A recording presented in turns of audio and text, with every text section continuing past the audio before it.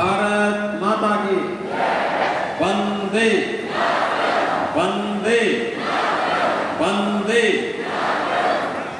केंद्रीय मंत्री और हमीरपुर संसदीय सीट पर भारतीय जनता पार्टी के लोकप्रिय प्रत्याशी अनुराग सिंह ठाकुर जी विधानसभा उपचुनाव में परसर विधानसभा क्षेत्र से प्रत्याशी सेंद्रदत्त लखनपाल जी और भारी संख्या में उपस्थित हमीरपुर और परसर से जुड़े हुए मेरे सभी बहनों और भाइयों, माता चित्रकूणी, माता नैना देवी, कल दिल्ली का टेम्परेचर 52 डिग्री था, गोरखपुर और उसके आसपास का 48 डिग्री था। लेकिन जब मैं हिमाचल में आज सुबह आया, कितना सुहावना मौसम था यहाँ का। यहाँ के मौसम से ही यहाँ की प्रकृति की जो कृपा है, उत्साह दिखाया है। यह उत्साह साबित करता है कि जो देश की आवाज है, पूरे देश का जो नारा है, इसके साथ हमीरपुर भी और हिमाचल प्रदेश भी है। और वह नारा है कि फिर एक बार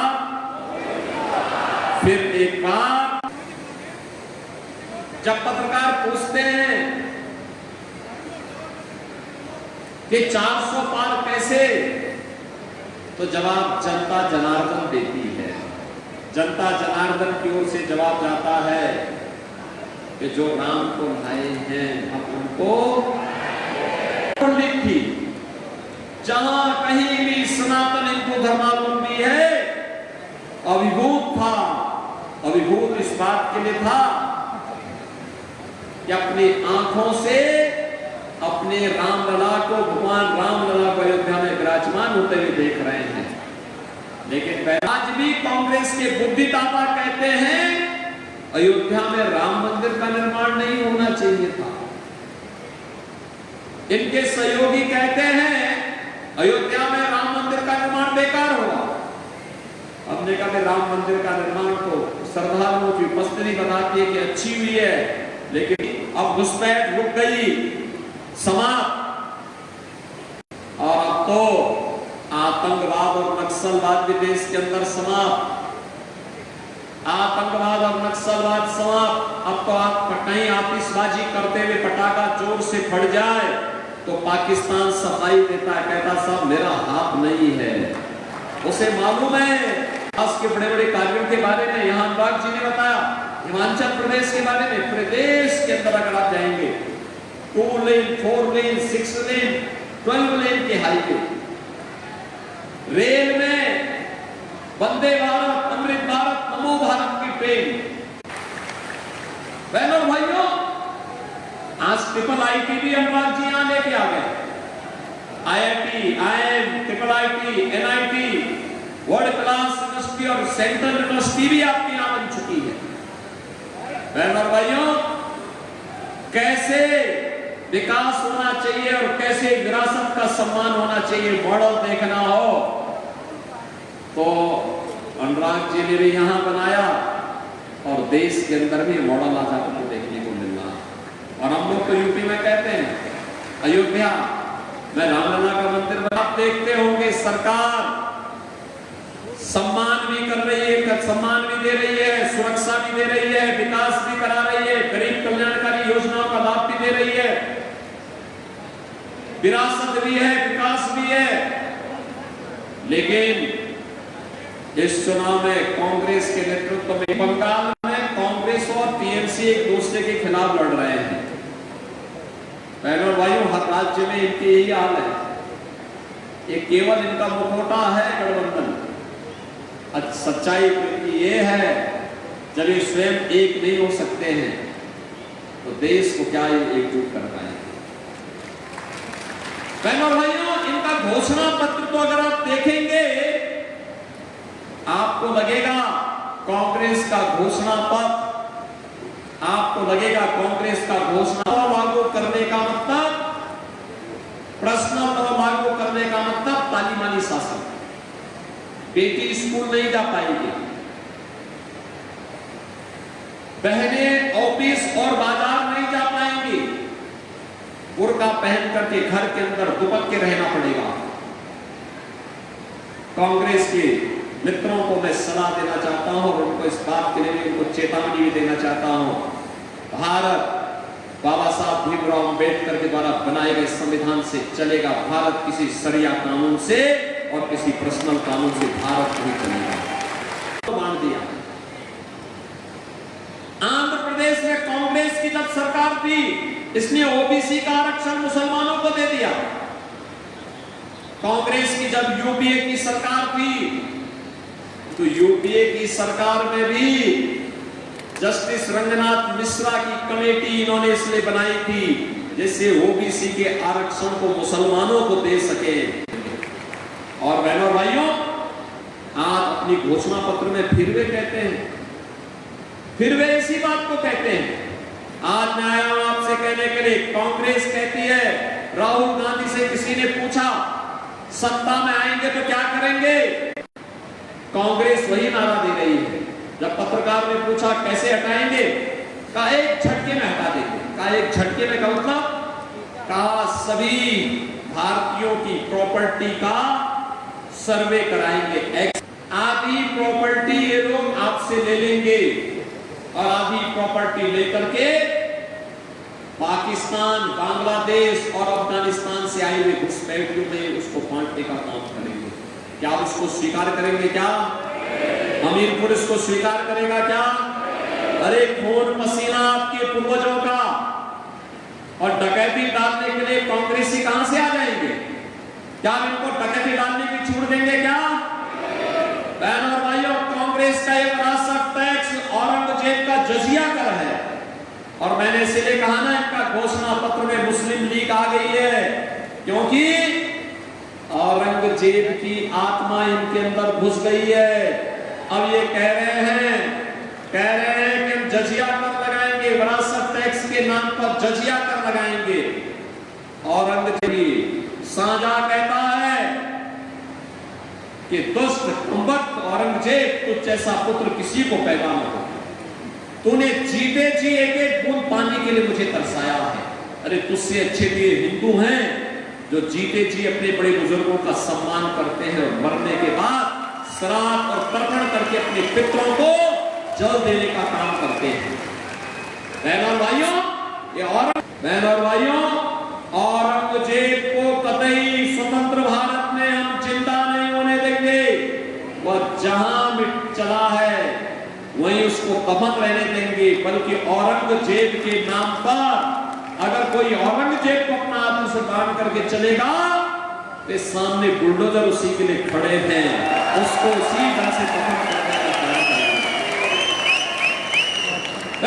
दाल चावल वही वो भी खाते होंगे, पकवान आप भी बनाते होंगे, वो भी बना सकते हैं, खा सकते हैं। एक जगह में आके बात ठहरती है, जब कोई मुसलमान कहता मैं गौ हत्या करूंगा, गौ मांस खाऊंगा, हिंदू अड़ जाता है, कहता नहीं, जन्म जन्म का नाता है, गाय हमारी गाय हमारी। क्या आप कांग्रेस को गौ हत्या करने की छूट देंगे? क्या क्या किताब में दिखाता है? हमीरपुर का एक एक व्यक्ति अनुराग जी को वोट दिया था, प्रत्येक व्यक्ति अनुराग जी के समर्थन में खड़ा हुआ। इसका मतलब अनुराग जी को जाने वाला वोट अयोध्या में राम मंदिर के निर्माण में हमारी ताकत बना था, हमारी ताकत बना था, निर्माण किया था। उस दायित्व का निर्वहन आज देश के सूचना और प्रसारण मंत्री के रूप में अनुराग सिंह ठाकुर कर रहे हैं। युवा के बारे में सोचने वाला व्यक्ति युवा है तो युवा के बारे में सोचेगा, और उन्होंने किया अभूतपूर्व कार्य हुआ जो कभी 70 वर्ष में नहीं हुआ, और 5 वर्ष में अनुराग सर्वाधिक मेडल जीतने वाली टीमों में से एक है, चाहे वह ओलंपिक हो, चाहे वह पैरा ओलंपिक का हो, चाहे वह कॉमनवेल्थ का हो, चाहे वह एशियाड का हो। और अनुराग जी के नेतृत्व में तो भारत ने तय कर लिया है 2036 में ओलंपिक भी हम भारत के अंदर कराने की तैयारी करा रहे हैं। सोचो, जिसके बारे में कभी कोई सोचता नहीं था, आज भारत उसको कर रहा है। बहनों और भाइयों, एक तरफ इस प्रकार का सांसद विकास भी करा रहा है, युवाओं के साथ खेलता भी है, उनको खेल के लिए प्रोत्साहित करके आगे बढ़ाने का काम कर रहेगा, और नशे से दूर रहेगा तो परिवार को भी बनाएगा, हिमाचल को भी बनाएगा और भारत को बनाने में भी अपना योगदान देगा। ऐसा ही तो सांसद होना चाहिए, ऐसा ही तो सांसद होना चाहिए। और मैं तो अभी आया था हिमाचल, अभी देखा मैंने पहाड़ में जगह जगह आग लगी है। ये आग केवल जंगल की आग नहीं है, हिमाचल के विकास को कांग्रेस के द्वारा लगाई गई आग है। ये कांग्रेस संवेदना तो भारत विरोधी ताकतों के साथ में है। जब कश्मीर में धारा 370 हटती है तो इनकी संवेदना भारत विरोधी ताकतों के साथ खड़ी होती है। ये सारा पाप तो कांग्रेस के द्वारा किया गया है। संविधान के बारे में तमाम प्रकार की गलतफहमी अफवाह लोग फैला रहे हैं, लेकिन सच्चाई क्या है? संविधान का गला घोंटने का काम 1952 हो या 1975 या कांग्रेस ने ही किया है। और इसीलिए मैं आज आपके पास आया कहने के लिए कि आप अनुराग जी को जिताएंगे, कोई संदेह नहीं। हमीरपुर सीट हम जीतेंगे, कोई संदेह नहीं, कोई संदेह नहीं, कोई संदेह नहीं रहा। लेकिन जीत रिकॉर्ड मात्रा में वोटों के साथ होनी चाहिए, इसके लिए मैं आया हूं। रामलला के यहां से मैं इसीलिए आपके पास आया हूं। एक मैंने कहा अपने हमीरपुर वासियों को जाकर के सिद्ध योगी बाबा बालकनाथ जी की कृपा भूमि को, माता चित्तपूर्णी की कृपा भूमि को, माता नैना देवी की पावन धरा को नमन भी करूंगा और आपको आमंत्रण भी दूंगा कि आप भी नई अयोध्या में दर्शन करने के लिए आइए। और इसके लिए मैं आज आपके बीच आया हूं। भारतीय जनता पार्टी ने विधानसभा के उपचुनाव परिसर में से इंद्रदत्त लखनपाल जी को भी अपना प्रत्याशी बनाकर के आपके बीच में उतारा है। बहनों और भाइयों, एक कांग्रेस जो विकास की बैरियर बनी हुई है, एक कांग्रेस जो भू माफिया, लैंड माफिया, सैन्य माफिया, वन माफिया, पशु माफिया, इन सब का सहभागी बनकर के हिमाचल के देवत्व के भाव को धूमिल करना चाहती है, वीर भूमि के वीरत्व को कमजोर करना चाहती है। अब उस कांग्रेस से पिंड छुड़ाने की आवश्यकता है। फिर यहां पर भी बीजेपी की सरकार बने, इसके लिए इंद्रदत्त लखनपाल जी का यहां से विधायक बनना भी आवश्यक है। और मैं यही अपील करने के लिए आज आपके पास आया। आप सौभाग्यशाली हैं कि अनुराग सिंह ठाकुर जैसा सांसद आपके पास है।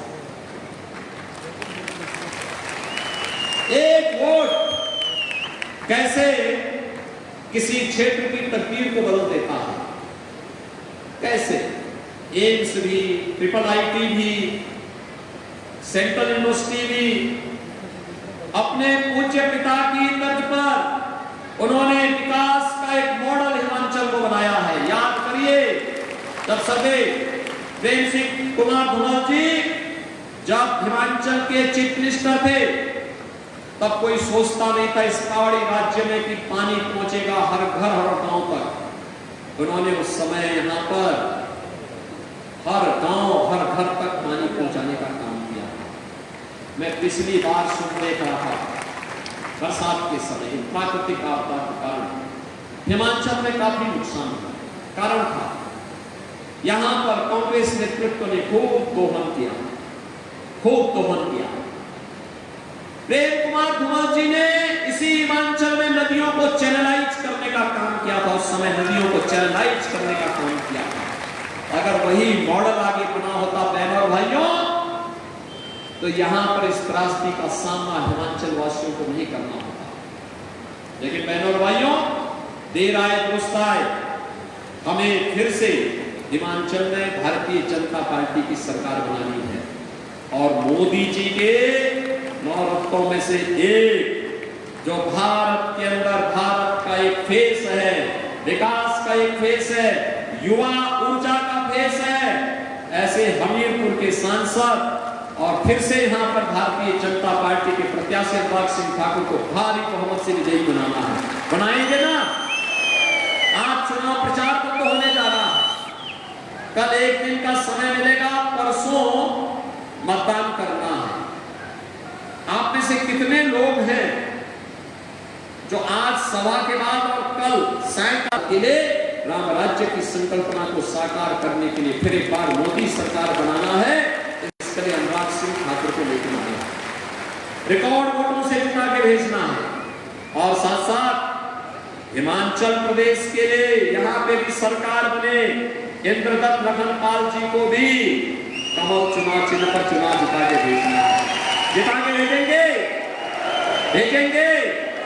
अच्छा मुझे बताओ, अयोध्या कितने लोगों ने दर्शन किया है? नहीं, अयोध्या में रामलला के विराजमान होने के बाद।